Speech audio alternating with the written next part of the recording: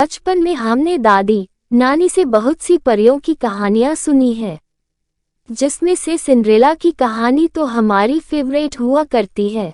हर लड़की को अपने राजकुमार का इंतजार होता है, जो सफेद घोड़ी में आकर उसे ले जाए। बचपन से हम लड़कियां यही सपने देखकर बड़े होते हैं। सिंड्रेला भी ऐसी ही लड़की थी, जो बचपन से अपने राजकुमार का इंतजार करती आ रही थी। खराब हालात, मजबूरी में रहते हुए भी उसने ये सपना देखना नहीं छोड़ा था। सिंड्रेला की लाइफ में एक पारी आती है, जो उसके जीवन को बदल देती है, उसे उसके राजकुमार से मिलाती है।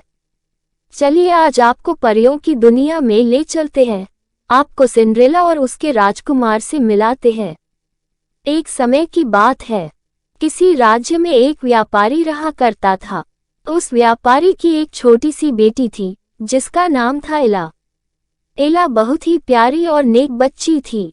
उसके पिता उससे बहुत प्यार करते थे और उसकी सारी ज़रूरतें पूरी करते थे।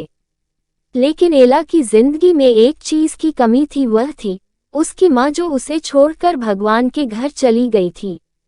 एला की इस कमी को पूरा करने के लिए उसके पिता ने दूसरी शादी कर ली। एला की नई माँ की 2 बेटियां थीं। वह बहुत खुश थी कि माँ के साथ साथ उसे बहनें भी मिल गई थी। दोनों बहनें बहुत घमंडी थी, लेकिन एला उनसे प्यार करती थी और अपनी नई माँ को भी बहुत चाहती थी। एला की खुशियाँ ज्यादा दिन टिक नहीं पाईं। एक दिन जब उसके पिता अपने काम से किसी दूसरे शहर गए, तो फिर कभी वापस नहीं आए। एला पर तो मानो मुश्किलों का पहाड़ टूट गया हो। पिता का साया सर से उठते ही उसकी माँ और बहनें उसके घर की मालकिन हो गई और एला के साथ नौकरों जैसा बर्ताव करने लगी। उन्होंने घर के सारे नौकरों को निकाल दिया और अब एला ही घर का सारा काम करती। उसकी बहनों ने तो उसका कमरा भी उससे छीन लिया और उसे एक कोठरी में रहने के लिए छोड़ दिया। एला अपनी बहनों के पुराने कपड़े और जूते पहनती, सारा दिन उनके काम करती। कभी कभी तो एला इतनी थक जाती कि अंगीठी के पास ही सो जाती। अक्सर एला जब सुबह उठती तो अंगीठी की राख उस पर पड़ी होती। उसकी बहनें उसे सिंड्रेला कह के चिढ़ाती और इस तरह उसका नाम एला से सिंड्रेला हो गया। एक दिन राज्य में ऐलान हुआ कि महल में एक बहुत बड़ा आयोजन है और राज्य की सभी लड़कियों को बुलाया गया है, ताकि राजकुमार अपनी पसंद की लड़की से शादी कर सके।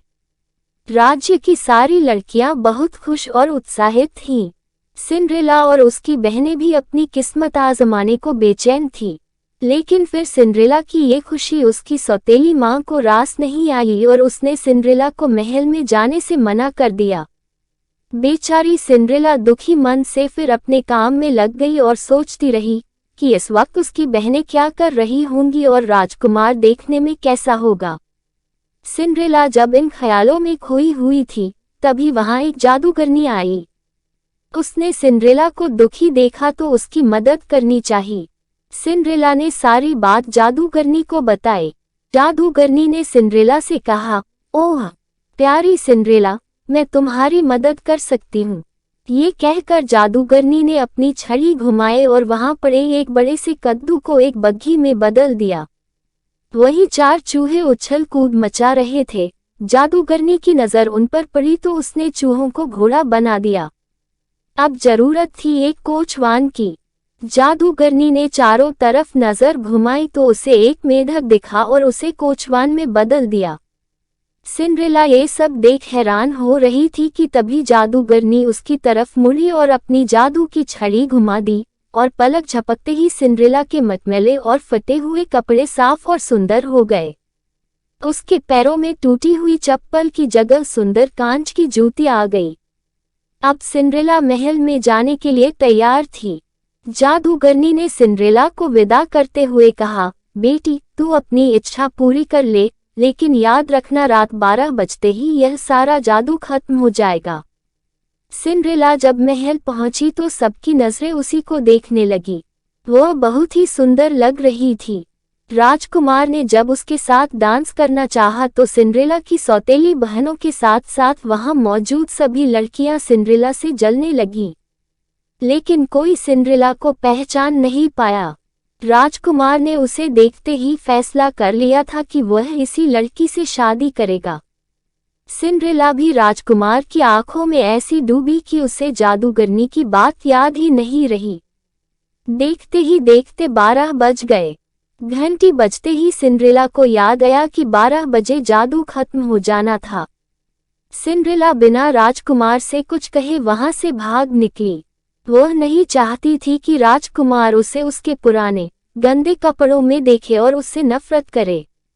भागते वक्त सिंड्रेला की कांच की एक जूती महल में ही छूट गई जो राजकुमार ने उठा ली।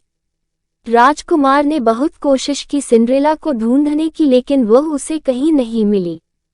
सबने राजकुमार से उसे भूल जाने को कहा, लेकिन राजकुमार सिंड्रेला को भूल नहीं पा रहा था।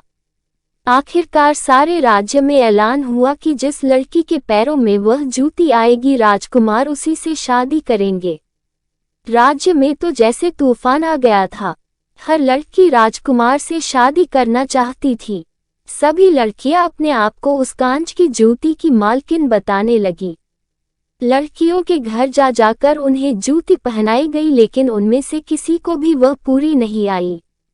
आखिर में सिंड्रेला की बहनों की बारी आई। दोनों ने हर कोशिश की जूती पहनने की, लेकिन कोई फायदा नहीं हुआ। अब सबकी नजरें सिंड्रेला पर रुक गईं। सिंड्रेला ने जब उसे पहना तो वह जूती उसके पैर में आ गई जैसे उसी के लिए बनी हो। सिंड्रेला की सौतेली माँ और बहनें हैरान और परेशान हो गईं। किसी को भी उम्मीद नहीं थी कि वह सुंदर लड़की सिंड्रेला हो सकती है। राजकुमार ने जब सिंड्रेला से शादी के लिए पूछा तो सिंड्रेला ने खुशी खुशी हाँ कर दी। अगले ही दिन बड़ी धूमधाम के साथ सिंड्रेला की शादी राजकुमार से हो गई।